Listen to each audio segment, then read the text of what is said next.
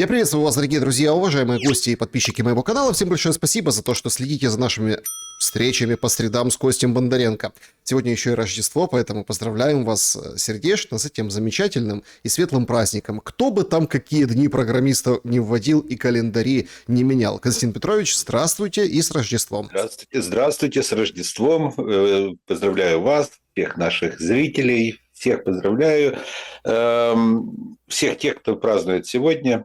Но главное, чтобы был праздник в душе. Это да, но праздником и не пахнет. Хотя, знаете, атмосфера праздничная была. Давайте с Парижа начнем обсуждение. Такая очень праздничная. Кормили, представляете? Потом по комнатам разводили, они там встречались. И так хорошо посидели, что нужно и сегодня тоже продолжить встречу. Имеется в виду украинская делегация и Витков с Кушнером. Вышли с заявлениями Витков и с Кушнером. Причем они очень отличаются от шагов Украины и Антанты. Ой, простите, коалиции желающих. И вы знаете, вот это вот наводит на определенные размышления. В общем, подписали коммюнике общее о том, что военные базы будут в Украине, но Витков ни сном, ни духом, ни слова, ни полслова говорит вообще о своем, о Блэк-Роке, который поможет украинцам, которые вернутся, собственно, найти работу. Вообще, конечно, очень удивительный Париж. Какие мысли у вас по этому поводу? Действительно ли удалось Европе, с Украиной, европейским монстрам, как Мерц, Макрон, Урсула, перетащить США на свою сторону и выветрить дух Анкориджа? Нет, в том-то и дело, что все то, что произошло в Париже, на сегодняшний день стоит воспринимать исключительно как декларацию. Декларация намерений, собрались, поговорили, тем более, что нарисовали там некий план. Но вот американцы заняли позицию. Ну хорошо, давайте вот ваш план. Вот мы согласны, а теперь убедите Россию в этом, вот, в действенности этого плана. Потому что в каждом процессе существует несколько сторон. И понятное дело, что можно нарисовать очень красивый план. У нас уже были красивые планы в 2023 году, когда в Швейцарии собирались, в 2024 году. А потом от этих планов ничего как-то не оставалось. Вот. Помните, когда была попытка убедить весь мир, давайте дружно надавим на Россию. Вот. Были заявления о том, что мы все дружно сейчас победим на поле боя, и никаких дипломатических переговоров не будет. Были договоренности относительно там, и поставок оружия, которое потом не поставлялось, и о том, чтобы предоставлять Украине там, финансы, которые только наполовину или же меньше поставлялись. То есть было очень много красивых фраз, не всегда они заканчивались действием. Поэтому Париж я тоже рассматриваю исключительно так, с улыбкой. Знаете, этот переговорный процесс напоминает старый советский анекдот, когда звонок в дверь, там человек за дверью спрашивает, кто там, говорят, КГБ. Он говорит, что вам надо? Говорит, поговорите, сколько вас? Двое. Ну так поговорите себе. Ну так вот, поговорили себе. Вот. И что касается вот разного рода обещаний, еще раз подчеркну, была подписана декларация о намерениях. Вот. Некоторые моменты выглядели шулерски. Вот. Конституция Украины, например, запрещает размещение на территории Украины иностранных военных баз. Иностранные военные базы запрещены согласно Конституции Украины. Поэтому начали говорить о военных хабах.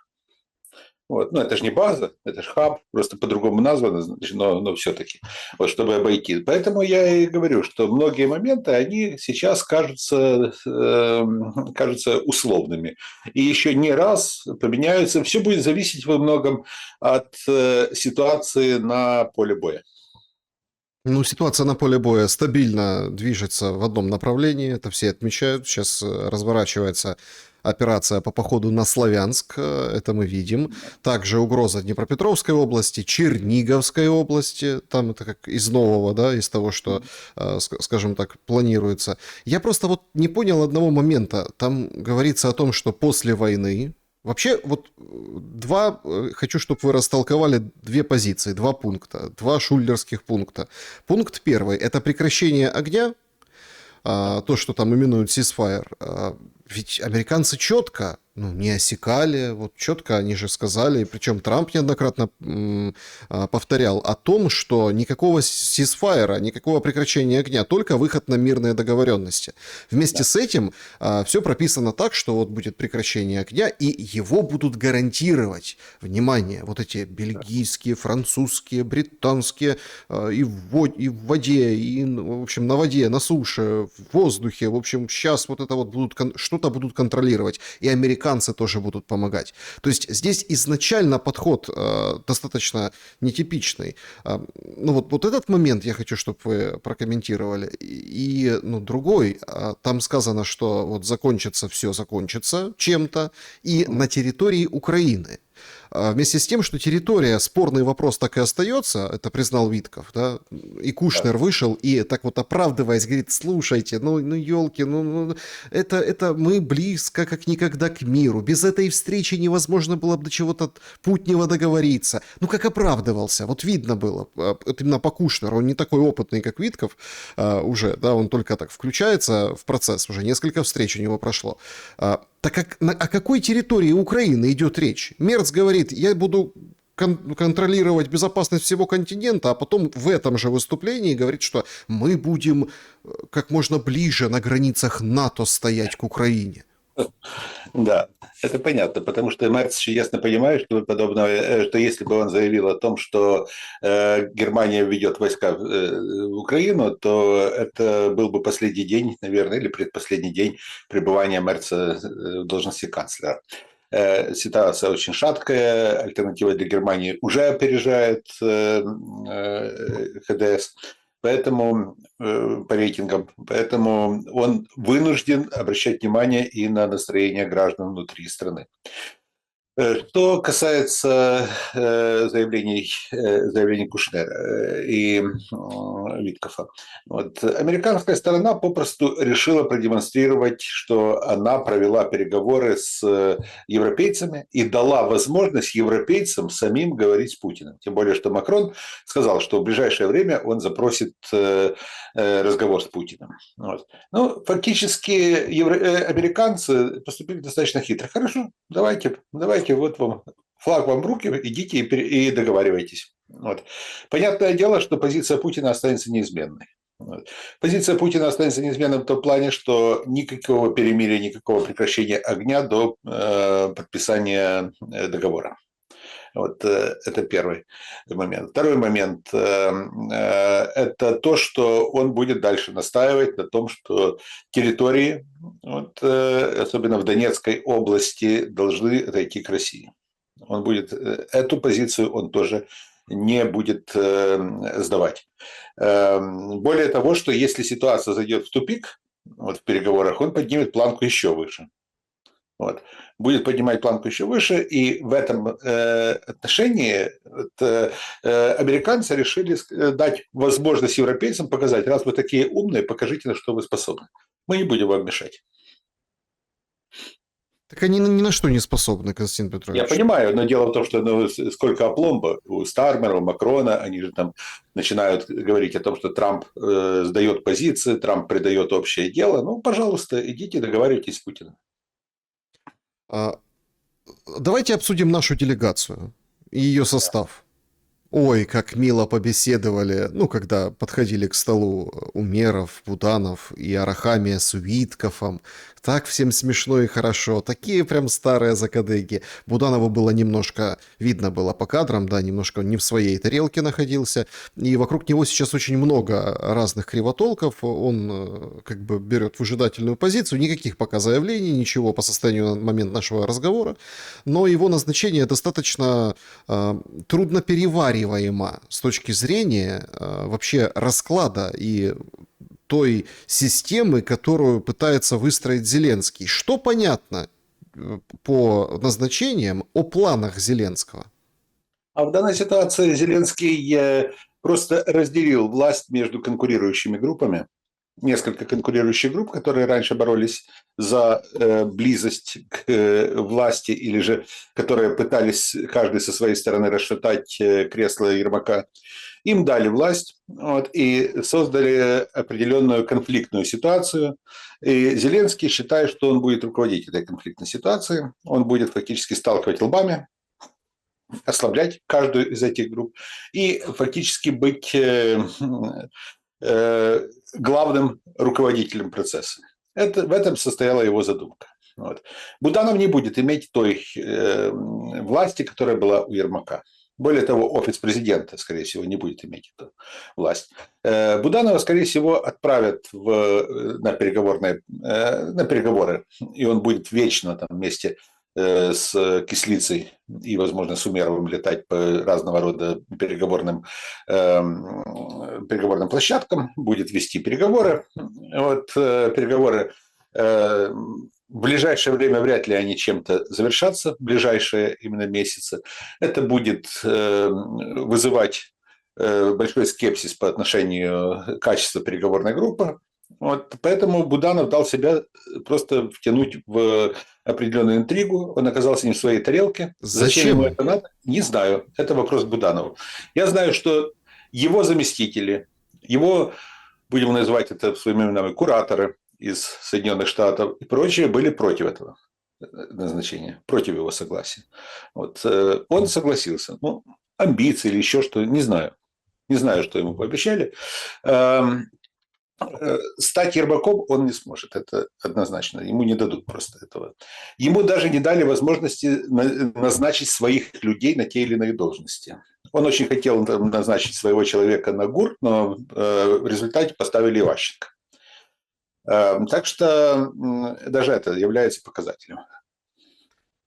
Если мы, ну хорошо, то есть вот это крыло, да, ну как вы утверждаете, Зеленский сплавляет туда на бессмысленные, бесперспективные переговоры как бы одну часть, да, одну башню, которая там его может немножко пошатать. Ну так а что делать с другими башнями? Слушайте, Кулеба пришел к Зеленскому, и там вообще, сейчас говорят, будет внешней разведкой руководить. Ну, на самом деле, внешней разведкой у нас может руководить сейчас любой. Вот, потому что внешняя разведка у нас не выполняет те функции, которые были изначально на нее возложены. И, скажем, Кулеба, конечно же, может управлять внешней разведкой. Я скажу откровенно. Другое дело, что Иващенко, как мне говорят, уволил наиболее работоспособные кадры из службы внешней разведки, когда руководил. И было несколько генералов действительно толковых, было несколько действительно толковых людей, которых еще Литвиненко привел. Вот, Иващенко их повольнял, но теперь Кулебе придется достаточно сложно в этой ситуации. Там же должны быть профессионалы, там же должны быть не только политические назначенцы на этих должностях. Опять-таки, очень похожее назначение с Федоровым. То есть, смотрите. Та же ситуация. Смотрите, Федорова, так называемые соросята, и там Пинчук, Фиала и прочие постоянно толкали на премьерское кресло. Вот. Но у тех же Пинчука и Фиалы есть очень серьезные интересы в оборонной сфере. Вот. Вообще, Укроборонпром – это была большая такая борьба, теневая борьба нескольких групп пауков. Одной из групп были так называемые соросята, которые пытались контролировать там, и через Милованова, и через прочих там, наблюдательные советы и прочее, так, пытались бороться за то, чтобы поставить свой менеджмент в Укроборонпроме. Но сейчас им дали возможность. Вот, пожалуйста, Министерство обороны ваше.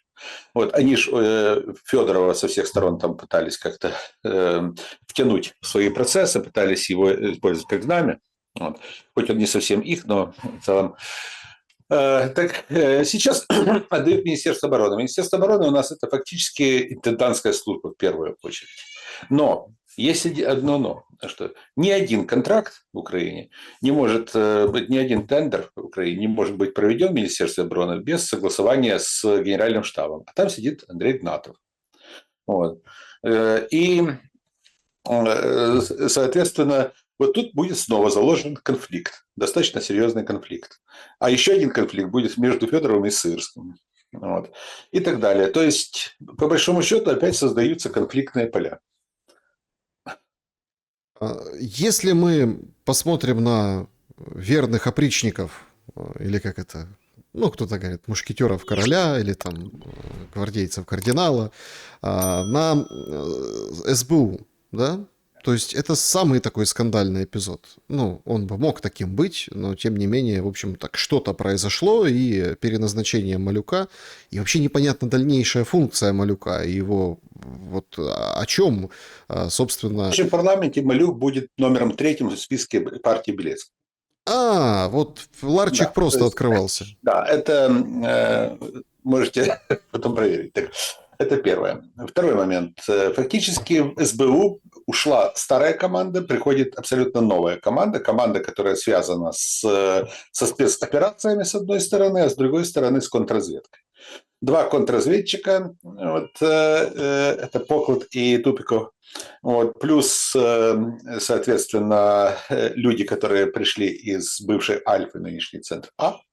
Вот, и вот они будут теперь руководить СБУ. Это абсолютно другая система, абсолютно другие люди, абсолютно другой способ мышления и абсолютно другая схема поведения СБУ. Будет действовать более жестко.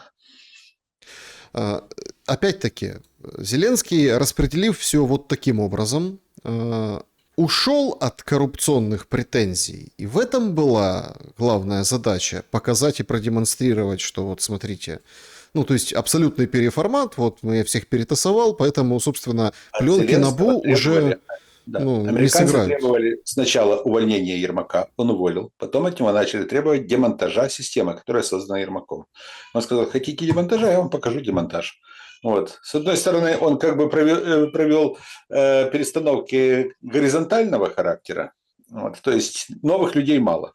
Он в основном людей попереставлял с одних должностей на другие. Но с другой, он создал вместо единой централизованной системы, которую создавал Ермак, вот, он создал именно вот эту систему башен, как вы говорите. Такие башни Зеленского получаются. Хорошо. Да, башенки. Башенки. Но вот вы понимаете, в чем дело? Для того, чтобы это все функционировало, нужно время. Да.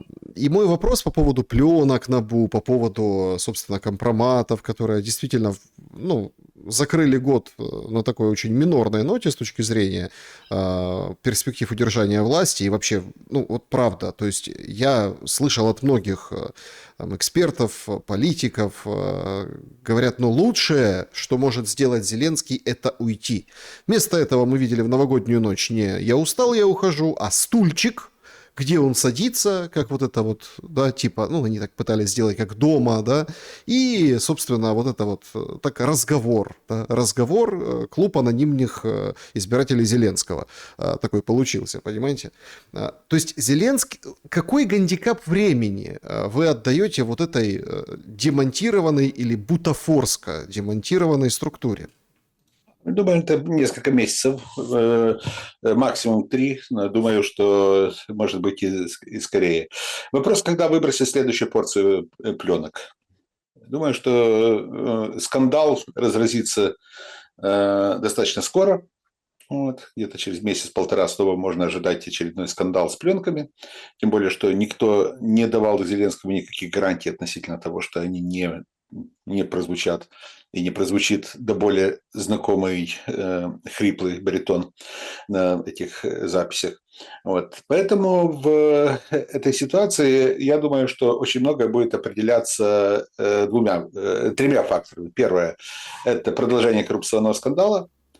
Второе – это ситуация на фронте. Вот. И третье – это качество переговорного процесса.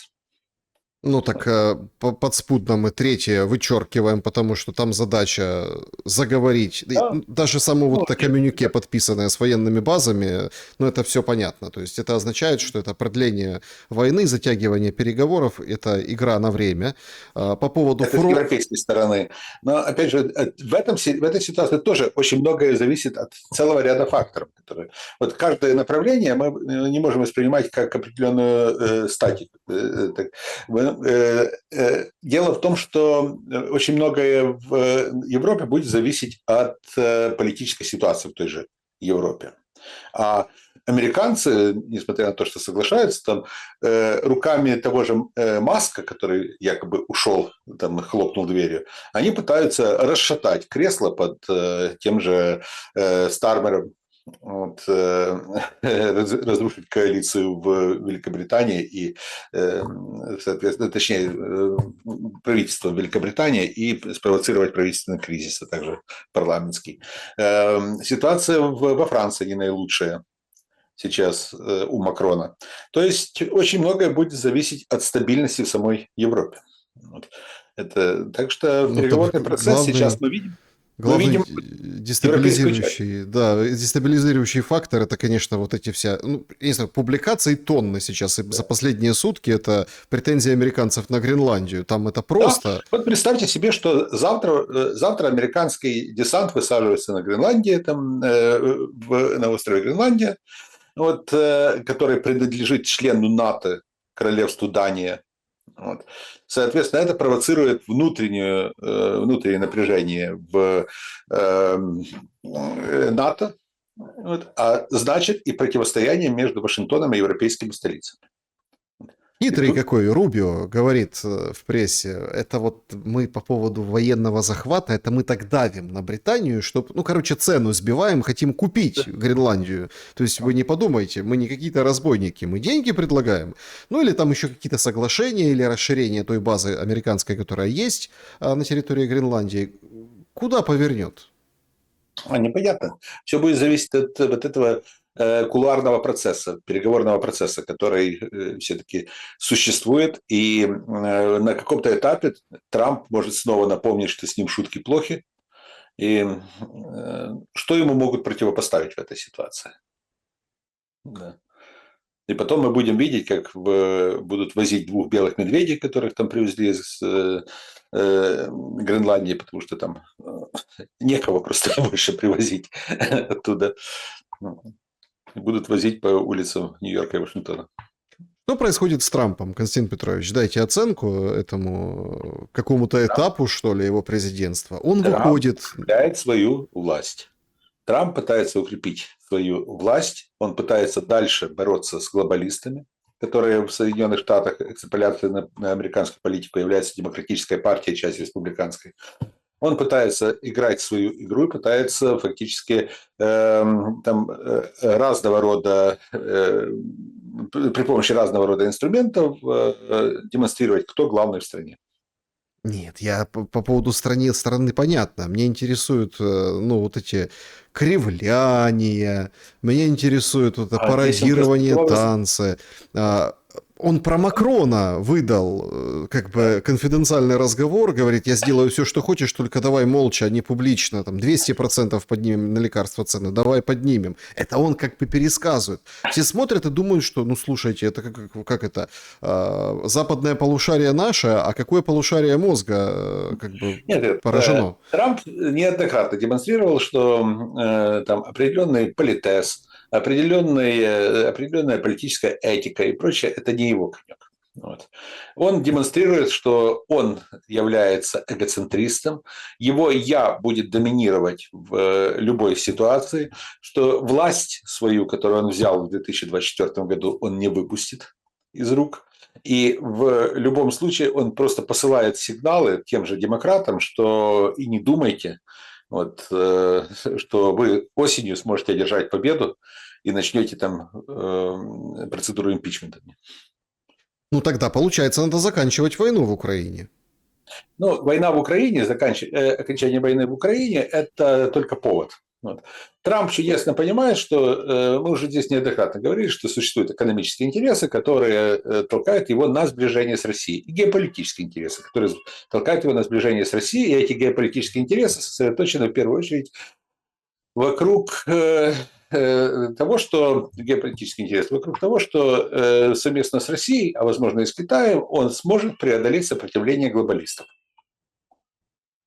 Ну, смотрите, как бы сейчас мы видим достаточно ну, такую мягкую, отстраненную позицию переговорщиков от Трампа на этой встрече с желающими в Париже. Мы видим такую сумасбродную, ну, такую победу или празднование победы, да, над Мадуро.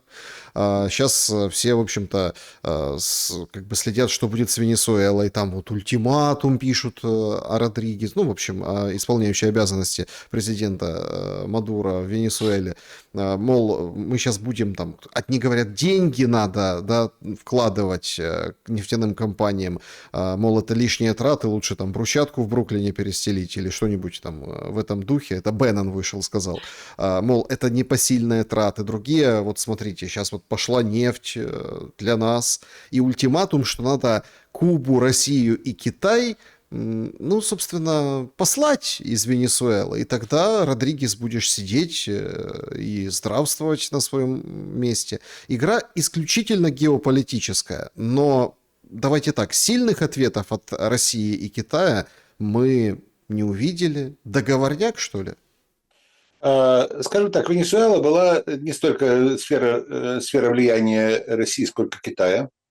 И вот действительно мы не от России должны были увидеть, а именно от Китая какую-то реакцию. Китай известен тем, что он, что называется, сосредотачивается в той или иной ситуации. Вот. Мы не знаем, какие договоренности существуют между Соединенными Штатами и Китаем. Мы не знаем, что, в принципе, сейчас, каким образом Китай будет реагировать на то, что его интересы в Латинской Америке нарушены. А интересы Китая в Латинской Америке – это не только Венесуэла. Вот, интересы Китая значительно шире. Это и Никарагуа, это в значительной степени Колумбия, это в значительной степени Южная Америка и так далее. То есть, поэтому я думаю, что продолжение следует, что ставить точку не стоит. Вот. Очень многие говорили, что это там проигрыш России. Нет, на самом деле Россия там играла вторые роли, вот, далеко не первая роли. И что будет дальше, ну вот сейчас будем наблюдать, как будет действовать Китай. Китай обычно очень непредсказуем в подобных играх. Ну, нет, вербальные заявления есть представителя Китая, что Глобальное это надо, такое, это что отпустите Мадуро, мы его спрячем, укроем от всех. И, собственно, ну, тут же вопрос-то экономический, финансовый, то есть и танкеры, и нефть, да, и условия Родригес, что давай поставляй нам нефть, эксклюзивное партнерство, а всем другим не подставляй. В общем, начинается такая большая жара, как раз-таки на этом западном я думаю, полушарии. что ответ будет асимметричным.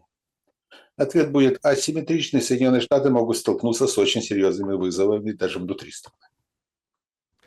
Константин Петрович, как вы отвечаете на вопрос? Сейчас к Колумбии, ну, Гренландию, которую мы уже обсудили, к, скажем так, Ирану, где протесты, и Трамп пишет о том, что, в общем, шатает Аятоллу, там приходят новости о том, что целый город протестующие возле Ирака, возле границы захватили.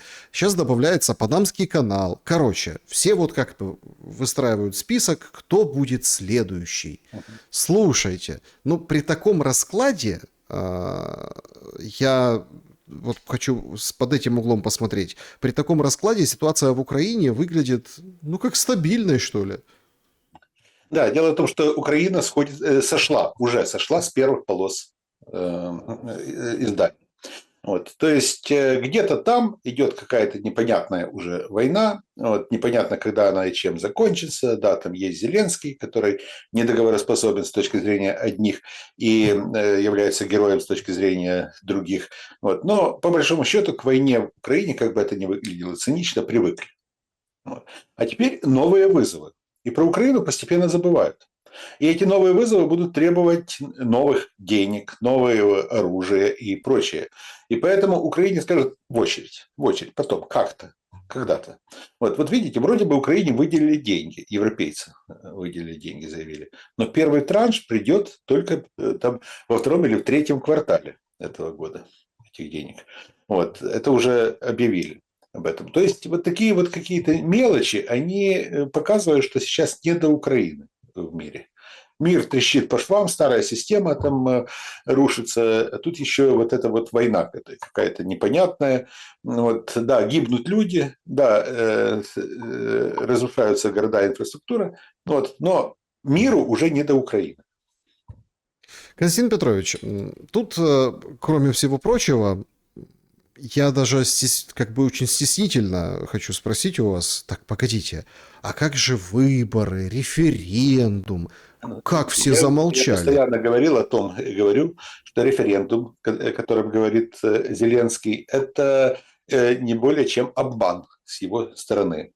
Он не собирается проводить никакой референдум. Тема референдума возникла ровно для того, чтобы затянуть время. Вот, мол, мы не можем принять решение, потому что нам надо посоветоваться с народом. То есть, когда недра отдавали американцам, с народом не советовались, хотя это вот требует Конституция, по большому счету. Вот. Потому что это не собственность государства отдавали, а собственность народа Украины передавали. Так что надо было посоветоваться с народом. А тут вдруг решили посоветоваться. Так извините, пожалуйста, вы же сами вот, приняли, имеется в виду слуги народа, приняли закон о референдуме, вот, в котором говорится о том, что не может быть референдум более чем по одному вопросу, а вопросов там достаточно, которые надо выносить. И это невозможно рассматривать на референдуме вопросы, которые касаются территориальной целостности. О чем вы будете говорить тогда на референдуме с народом? Поэтому я считаю, что референдум – это обман. Вот. Плюс ко всему, давайте говорить откровенно, референдум – это манипуляция. Почему американцы, когда в 1949 году навязали Германии основной закон нынешний, вот, они фактически запретили проведение референдумов на территории Германии. Потому что референдумы, они чаще всего могут носить манипулятивный характер и так далее. Вот, та же ситуация в Украине. Если на референдумах не предусмотрены наблюдатели даже, то о чем мы говорим? Какое мнение народа можно услышать там? Выборы. Точно та же ситуация. Зеленский же говорит, мы же за выборы. Мы за выборы, но пусть Путин приостановит войну на время проведения выборов. Пусть остановит боевые действия. Вот, с момента объявления избирательного процесса до момента подсчета голосов.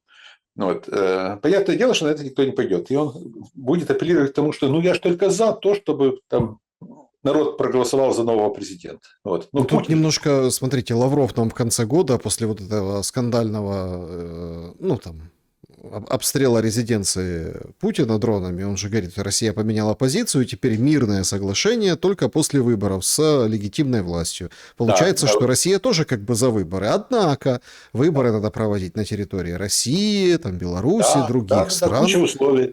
Да, не останавливаются боевые действия. Опять же, должны принимать и граждане Украины, которые находятся на территории Российской Федерации. То есть необходимо открыть избирательные участки на территории России. А для того, чтобы открыть избирательные участки, необходимо, чтобы снова возобновились консульские действия. Вот. И в этой ситуации как раз опять же замкнутый круг. Угу.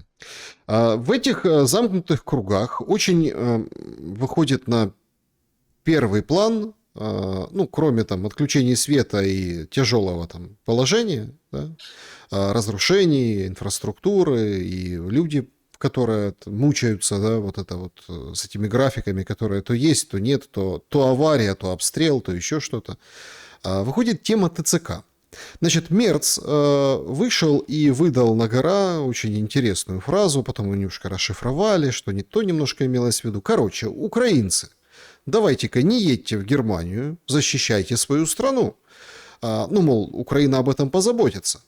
Типа потом как бы немножко раскрыли, что имеется в виду такую экономику создайте внутри, чтобы бедные украинцы не ездили, да, из-за, то есть, развивали свою экономику внутри. Но мы же четко понимаем, что это вопрос о мобилизации. Уже вовсю, и это, кстати, прогнозировано было, да, с августа месяца, когда Зеленский открыл молодым ребятам 18-22 выезд за границу, уже говорят, что это могут и как бы приоткрыл, а сейчас будут призакрывать. Плюс какие-то, очень уж интересные формулировки. С одной стороны, у нас крайнее заявление: уклонисты такие-сякие, уклонисты, там вот этот пост, то ли с похмелья, то ли как. В общем, уклонист предатель, уклонист там такой-сякой. В общем, смерть уклонисту. А с другой стороны, выходит Корниенко внезапно и говорит: слушайте, а мы ТЦК переименуем. Теперь будет ЦВО. Ну, типа Центр военнообязанных. И как бы уже в резерве плюс ввели функцию уведомления, что вам по почте идет повестка, письмо счастья, и сжимается вот эта вот вся история под видом, ну, какой-то либерализации или обещаний, что теперь ловить и хватать на улицах не будут. Продолжение войны требует новой крови войны, ресурсов. Как вы видите вопросы ТЦК, которые сейчас поднимаются? Ну, мы будем закрывать границу для молодых мужчин и всех гнать в армию? Ну, на самом деле, я думаю, что Зеленского подталкивают к этому решению. Но Зеленский чудесно понимает, что понижение призывного возраста вот, и призыв молодых людей, начиная с 18 лет, может стоить ему не только там, рейтингов, вот, но может вызвать очень серьезное недовольство у значительной части населения. Он читает социологию. Он умеет читать социологию. Он человек, который живет в социологии. Вот. Ну, так профессионально. Дело в том, что 95-й квартал, вот, он же тоже жил в рейтингах постоянно. Они там измеряли рейтинги программы, рейтинги там, просмотров телевизионных программ и прочее. От этого зависело, сколько придет рекламодателей, от этого зависело, сколько денег они получат. То есть они в цифрах, вот этих вот социологических цифрах, они жили до 2019 года, они живут после 2019 года. И на него давят с Запада, что давай понижай призывной возраст. Вот. Он пока что видит, что цифры играют не в пользу вот подобного рода инициативы. Поэтому пока что он держится. Но может быть и такое, что его просто вынудят к тому, чтобы действительно понизить призывной возраст, потому что в первую очередь интересанты понижения это не ТЦК, вот это в первую очередь партнеры Зеленского, вот эта коалиция желающих, вот эти Стармер, Мерц, Макрон и прочие, которые давят и говорят: давай вот, пушечное мясо с 18 лет. Ситуация на самом деле с призывом очень и очень, ну, с мобилизацией очень и очень напряженная. Все больше и больше есть людей, которые противостоят ТЦКшникам, поэтому, собственно, ТЦКшники и разного рода там всякие. Тоже смешно так, там прокурор Захарченко, кажется, да, вот он как бы блеснул. Оказывается, он пенсионер в свои там молодые годы, ну, потому что по службе положено. Вообще, как бы, никто не служил, и очень критикует уклонистов о том, что нужно как с ковид всем все запретить и так далее. То есть очень серьезно закрутить гайки. Но ТЦКшники, видно, что все-таки, ну, отношение к ним чем дальше, тем хуже. Поэтому переименование в ЦВОшников спасет ситуацию, как думаете? Конечно, нет. Вот, что можно переименовывать, можно давать разного рода названия, но суть-то не меняется. Вот. Народ чудесно понимает, кто сидит в этом здании, зловещем здании, куда отлавливают людей, привозят людей, и многие оттуда не выходят живыми люди. Вот. Поэтому народ уже затаил злобу серьезную относительно этих людей. Назовите их как хотите. Их раньше называли военкоматами, потом ТЦК, сейчас назовут ЦВО, еще как-то переименуют, но народ знает в лицо этих людей. Он знает в лицо этих людей, и поэтому я прогнозирую, что после войны будут массовые суды Линча над этими людьми. И эти люди тоже знают это. И поэтому очень часто они действуют уже в таком отчаянии, по большому счету. Они понимают, что им все равно, многим из них шкуру не спасти. Ну и, конечно, Это как такой... полицаи во время Второй мировой войны. Вот, понимаете, они на каком-то этапе они понимали, что их все презирают. Вот. Их боятся, их презирают. Вот, и что конец у них будет один. И чем ближе было к концу, вот, тем более они зверствовали. Ну, понимаете, в чем дело? Наказывать полицаев обычно должна как бы армия освободитель и, ну, вот так было, да, Советский Союз, да, там Красная армия заходила и вот с этими полицаями разбирались, если там они не убегали или, ну, вот здесь же все не убегут. Конечно, в том-то и дело. Поэтому я и говорю о том, что здесь не будут разбираться там или новая власть, или еще кто-либо. Вот здесь будут самосуды. Константин Петрович, тут же еще возникает момент вообще тотального такого обнищания. э, Тотального обнищания. Вот сейчас расходятся в сети видео, где из 79-й бригады вдова распаковывают конфетки, которые ребенку передали, ну как же, герой же, да, папа за страну погиб, и она вот распаковывает, берет их, смотрит, а там ни одной шоколадной, все сосательные. Горькие, конечно, ну, у нее ассоциации и вообще ситуация такая достаточно специфическая по поводу этой сосательной как бы ну, субстанции, но это же все дальше и дальше. Вот мы видели, как начиналась ситуация с ТЦК, и комментировали ее изначально, когда только первые отловы были, это всех пугало, все были в шоке, а сейчас все больше и больше проявляется отношение к военнослужащим, которые, ну, или погибли, или ранены, Больше и или больше вернулись. да? И оно все больше и больше будет усугубляться. Вот. Дело в том, что наступление мира, например, оно полностью отрежет Украину от финансирования. Хоть и говорят, что придут там BlackRock и прочее, но BlackRock это же не благотворительная организация. Они же не придут и не будут раздавать направо и налево деньги и говорить, вот вы пострадали, вот давайте, вот вам компенсация. Нет, конечно. Это супер прагматичная организация. Кстати, когда Уитков говорил про BlackRock, тут не факт еще, что они придут, потому что у Трампа с BlackRock очень-очень, скажем так, непростые отношения. Вот. Это тоже как бы он перебрасывает теперь ответственность. Пусть они приходят и отстраивают Украину. Но вопрос остается в том, а где брать деньги потом? Где брать деньги на социальные нужды? В первую очередь.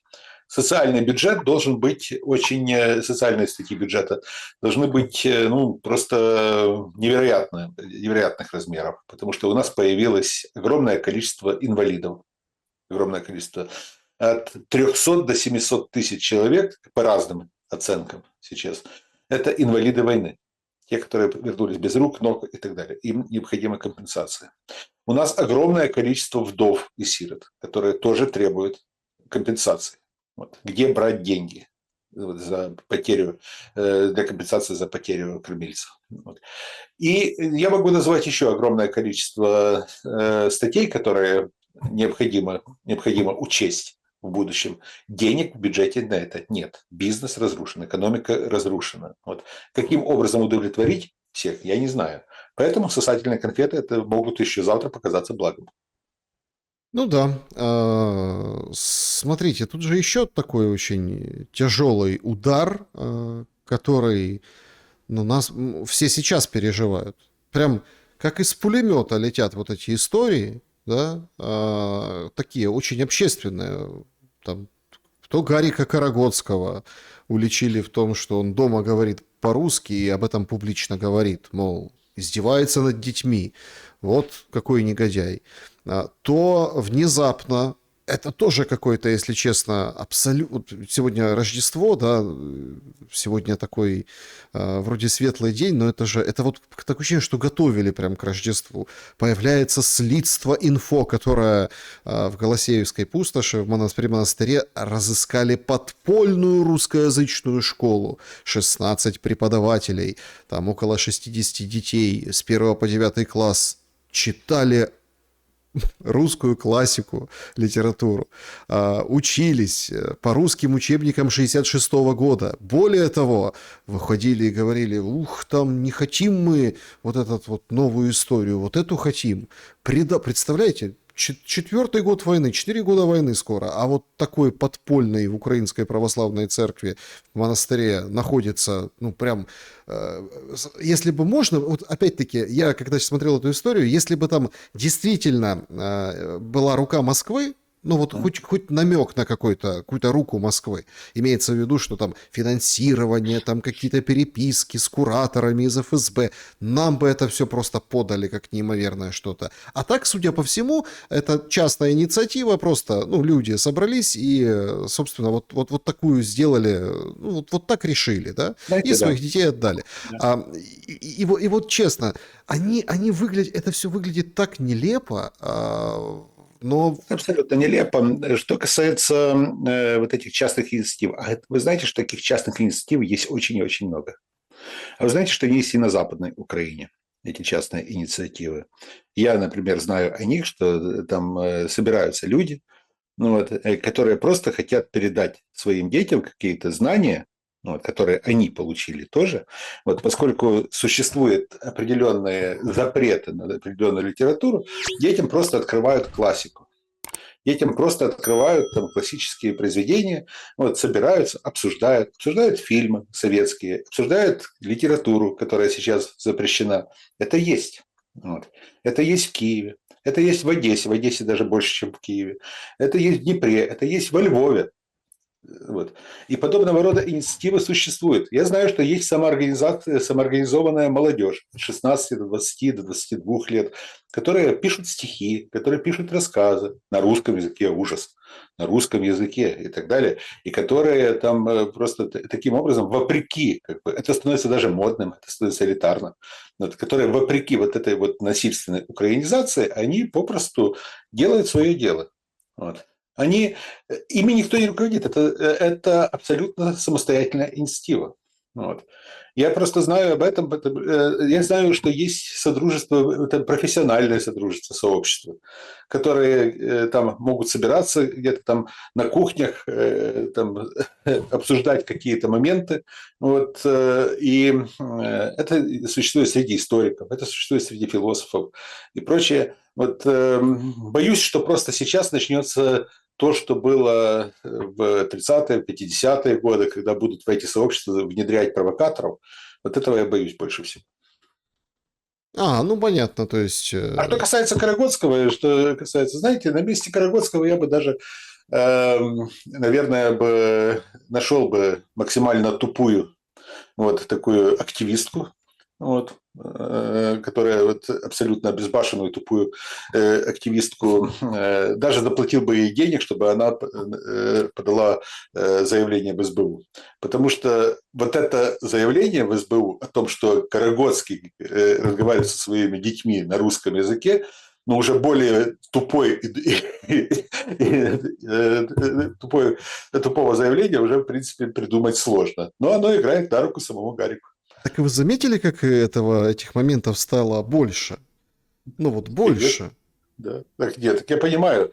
Но дело в том, что когда Служба безопасности Украины 25 декабря в своем ТикТоке размещает видео, когда группа захвата выбивает дверь в квартиру и врывается там в полной выкладке с оружием в эту квартиру и пишет, что вот такие колядники придут к тем, кто празднует Рождество 7 января, вот. Это уже как бы посыл от официальной структуры, от Службы безопасности Украины. Вот.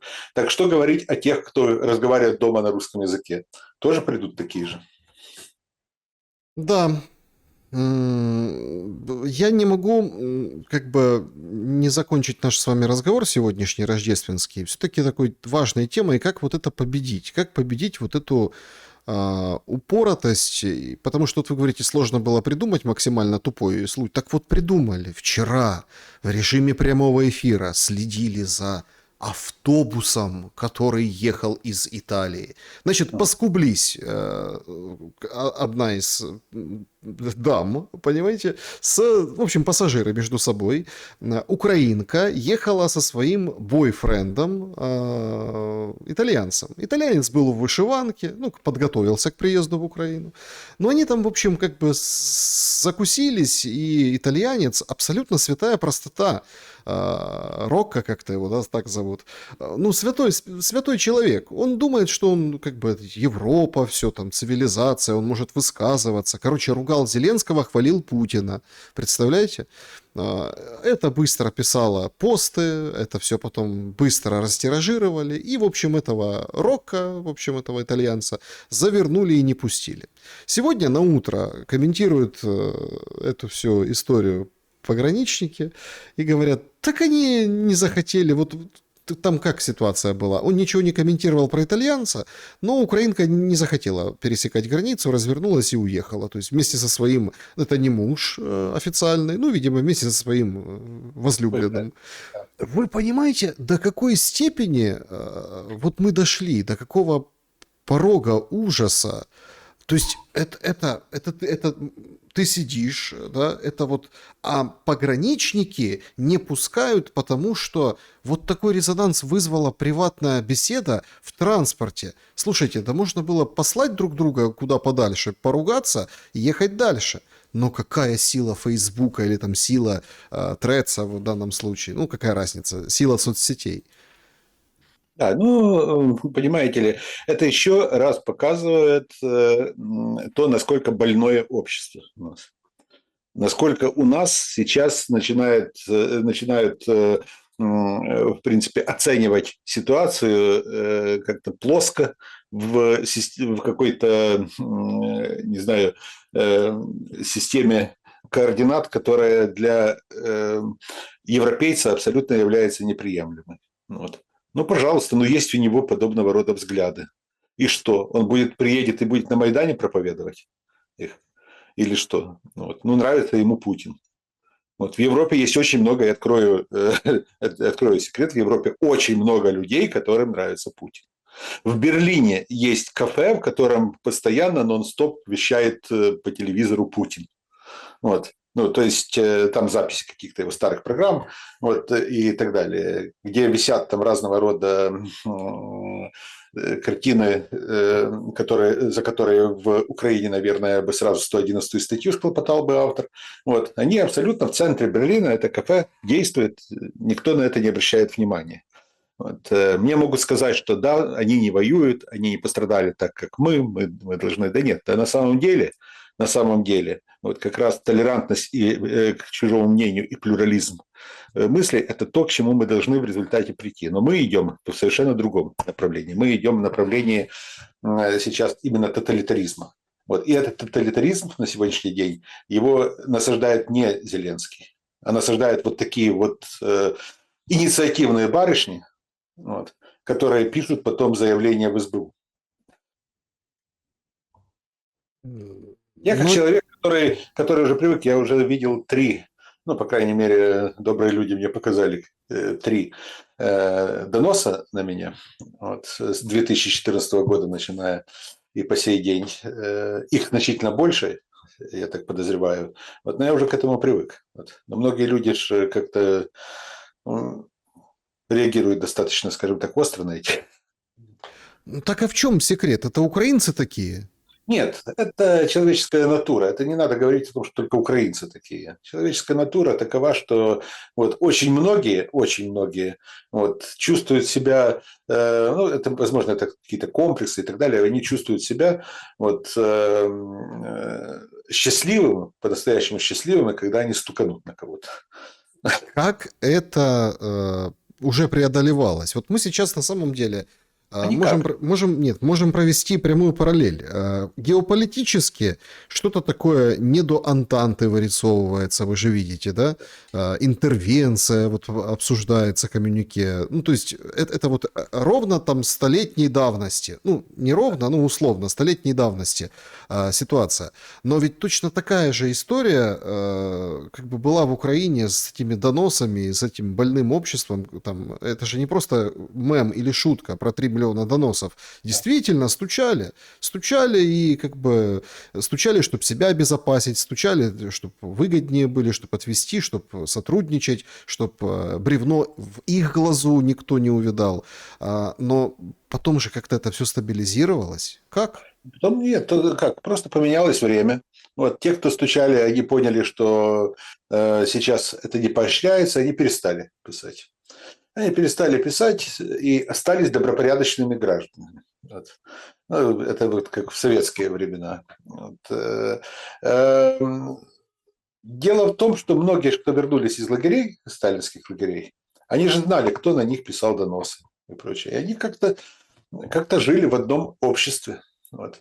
Вы знаете, в Союзе писателей Украины вот, было время, там, в 60-е, начале 70-х годов, когда вот, жертвы репрессий и их доносчики, они сидели в одном зале, ходили на одни и те же там, мероприятия, там, награждали друг друга орденами.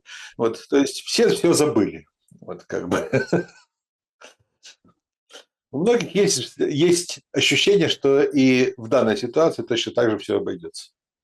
Это точно. Я вот, Кузьман... например, Да. перестал общаться с человеком, который там написал на меня, ну, первый мой донос, с которым я смог ознакомиться.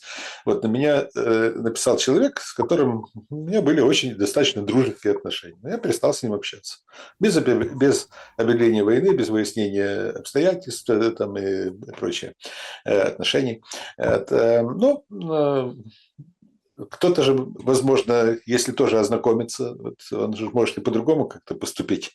У каждого свой характер, свое понимание справедливости.